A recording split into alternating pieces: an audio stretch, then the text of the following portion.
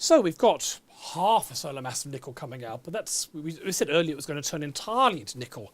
Does that mean some of it's turned into other materials? How do we find that out? Well, let's take a look at the spectrum. When in doubt, always look at a spectrum. Yeah, spectrum is where it encodes all the information. Now, people are not going to know what this looks like too much without some help. So we're plotting blue light, red light, and how much stuff there is. And you will see these wiggles, and these wiggles are atomic transitions. The interesting thing is what atomic transitions they are. This feature right in here is silicon. This is also silicon. Note, that's not iron. This features calcium. That's not iron either. Is that one either. These are all things lighter. Well, okay, what else do we have? We've got sulfur. That's lighter than iron. We've got oxygen. So is there any iron at all, you ask? Well, actually there is. There's a little bit of iron in this, but it's predominantly made, it turns out, of things other than iron. There's another puzzle here. I mean, this is someone who spends far too much of my life looking at spectra. This is a really weird one. I mean, we've talked earlier in the course about how you get emission lines when something is optically thin, things that stick up, and absorption lines when things stick down, when you get a optically thick thing and something thin in front of it. And this seems to be a sort of hybrid of both. I mean, look at this, it's going up and down. It's a sort of wiggle up and then down, and similar for all these things. It seems to be a combination of emission and absorption lines. And they're also very broad. I mean, normally lines are very narrow, they're only at one wavelength, but these things are spread over some immense range of wavelengths. So let's think about how this spectrum is formed in a supernova. So I'm going to make a little schematic picture of a supernova. And so, like what we talked before, we're going to have that area that we say is optically thick. That's the opaque part. And then we're going to have a part around the outside which is optically thin, which is translucent. Yes, it's not like a star where there's like almost like a solid surface. What's actually happening here is there's gas that's really dense and gets less and less and less dense as you go out, and at some point the density becomes low enough that the photons can actually escape all the way to the Earth in one go, whereas further in they'd have to random walk their way out in some sense. That's right.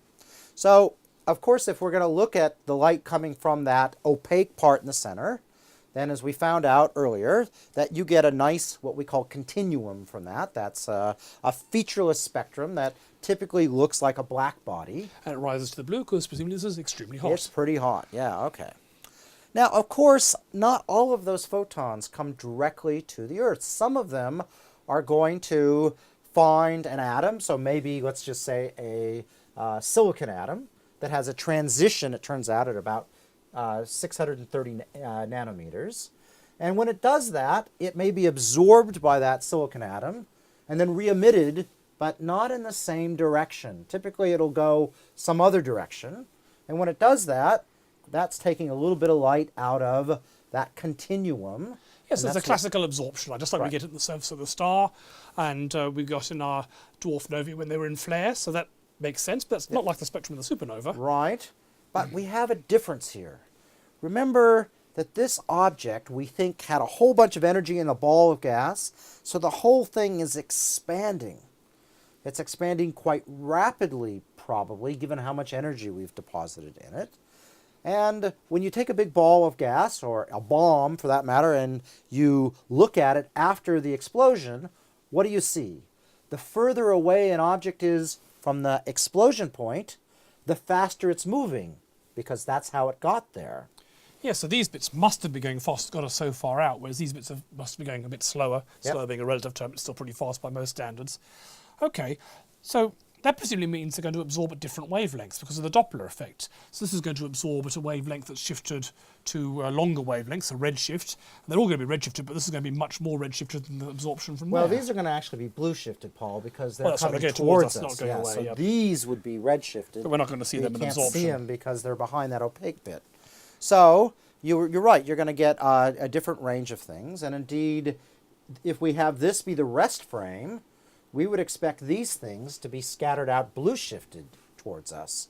But they're not all going to be at the same velocity, because depending on exactly where they scatter, you're going to get different velocities. So the objects that scatter out way on the outside, they're going to have the highest the highest velocities, or the biggest blue Doppler shifts. So you're saying the line would really be about here somewhere, so everything's blue shifted, and this is the very blue shifted, and then the gas that's maybe a bit closer in here is going to be a bit less blue shifted, so it might be down around over there somewhere.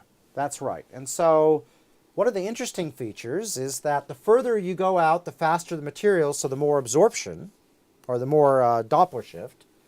But if you go off the line of sight, then there's a geometric effect, essentially a cosine that comes in that gets rid of the Doppler shift. So presumably you're going to get light coming out here, and it's moving faster than the light there, but we only see the component of the motion along the line of sight, which is going to be less. So the two, I guess, will cancel out. They do. They cancel out exactly, so that on these lines, everything has exactly the same Doppler shift. So depending on where you scatter on one of those lines, you line up to a different velocity here. So you can read this off as a scroll, if you like. You can say, here's how much absorption there is in, so that's the fastest, that'll be over here. And then going a bit further that way, you're going back to here and here and here. So you can actually tell how much absorption there is in each. That's right. So each bit lines up to a different part of the line. Across there. Neat. That's right. Okay, so that's part of the story. But of course, light comes not just straight through. Light can also come out trying to head that direction to a different planet, but be deviated on its way, its path. And this light is, of course, going to be light that is emitted, again, in those atomic transitions, but it adds to the continuum. So it gives us extra emission, more or less, rather than absorption. Yeah, so if you could point a telescope just at this part of the supernova, which of course we can't, everything's much smaller than 1 pixel, here we'd see an emission. That's correct. There we'd see absorption, but in fact we're averaging over both of those things. And since you're seeing things from coming back this way, where there's a red shift, or this way, which is a blue shift, you get a bit of everything, all centered around zero velocity in this case. And so when you add it all together, of course, against all those lines, you get something that more or less looks like what we describe in our supernova as a P Cygni profile, named after the star P Cygni, which turns out to have a wind blowing out from it where you get the same effect, albeit not at tens of thousands of kilometers per second like we see in a supernova, but rather at hundreds of kilometers per second. So when I looked at the first spectrum and said it looked like emission and absorption lines, I was right. You're getting the emission lines from the bits out to the side and absorption from the stuff in the front. Yep. And so we can go through and we can measure essentially how fast material is moving if we see this early on.